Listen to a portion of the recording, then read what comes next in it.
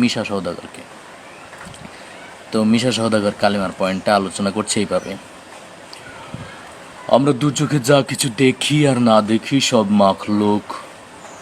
মাখলুক কিছু করতে পারে না আল্লাহর হুকুম ছাড়া, আল্লাহ সব কিছু করতে পারে মাখলুক ছাড়া। তা ডিপজল নামাজের বয়ানটা করলেন এইভাবে: এই আমগো নবীজি জ্যামতে জ্যামতে নামাজ পড়ছে আর ছাবিগো হিকাইছে অমতেই নামাজ পড়তে হইব, বোঝো নাই মাসলাডা, দুধু খাও।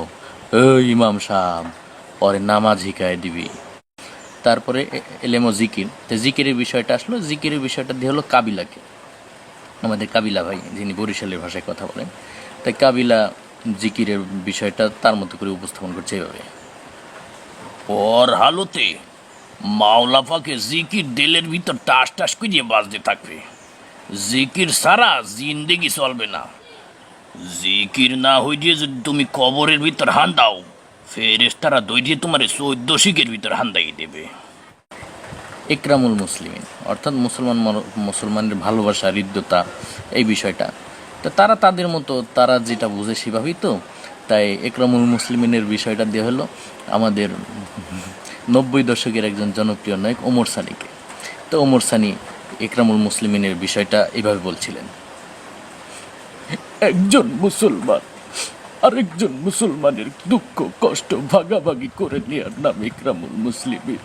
প্রিয়া, তোমাকে আমি ভালোবাসি প্রিয়া, তোমার দুঃখ কষ্ট আমি নিতে চাই, আমার দুঃখ কষ্ট তোমাকে দিতে চাই। এইভাবে ইকরামুল মুসলিমিন হয় প্রিয়া।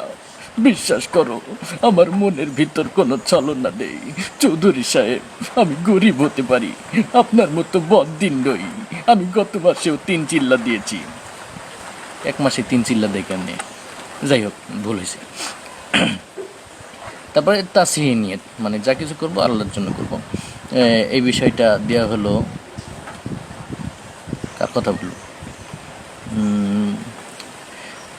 আমার তো পারফেক্ট হচ্ছে না সবার কণ্ঠ, একটু আর কি মজা করছি আপনাদের সাথে। মনে করেন এটা দেওয়া হলো মান্না, মরহুম মান্নাকে দেওয়া হলো। সে বলল, আমরা আমরা যা কিছু করব আল্লাহর জন্য করব, পৃথিবীর কোনো মানুষকে দেখানোর জন্য করব না। যে কাজই করি না কেন সব কিছু একমাত্র আল্লাহকে দেখানোর জন্য করব। যাই হোক, সে সেইভাবে বললো আর কি তার যেটা। তারপরে দাওয়াতে তাবলীগের বিষয়টা দেওয়া হলো, মনে করেন রুবেল দাওয়াতে তাবলীগের বিষয় এইভাবে বললো আর কি: আল্লাহর দিয়া জান, আল্লাহর দিয়া মান, আল্লাহর দিয়া সময় নিয়ে আল্লাহর রাস্তায় বের হতে হবে, তাহলে তোমার জান মাল সময়ের সঠিক মূল্যায়ন করা হবে। আর জেনে রেখিস শয়তান, তুই যদি আল্লাহর দেয়া জান, আল্লাহর দেয়া মাল, আল্লাহর দেয়া সময় সঠিকভাবে খরচ না করিস, তুই বেঈমান হয়ে যাবি, বেঈমান। আমি জানি পারফেক্ট হয়নি, একটু চেষ্টা করলাম আর কি। সামনে মোতালা করে আবার আরও কিছু সেলিব্রিটিকে আপনাদের সামনে নিয়ে আসবো। আর একটা প্রশ্নের উত্তর দিয়ে রাখি, আবার কিছু সমালোচক ভাই আছে খুব সমালোচনা করে। আমার এটা দেখে অনেকে বলবে যে হুজুর মনে হয় সিনেমা দেখে। আসলে দেখেন ভাই, আমি তো বংশগত আলেম না। আমার বাপ মা আমি বড় হওয়ার পর তার একটা আশা নিয়ে আমাকে মাদ্রাসায় পড়িয়েছে।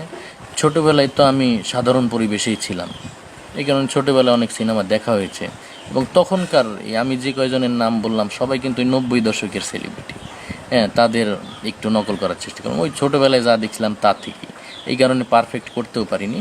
তো ছোটোবেলায় দেখা হইতো, এটা তো আর গোপন করার কিছু না, দেখতাম ছোটোবেলায় সিনেমা দেখতাম। সেইখান থেকে কিছু অভিজ্ঞতা শেয়ার করলাম, সেই সাথে আপনাদের কাছে দাওয়াতে তাবলীগের 6 নম্বরের বয়ানও কিন্তু শোনাই দিছি। হ্যাঁ, ধন্যবাদ সবাইকে।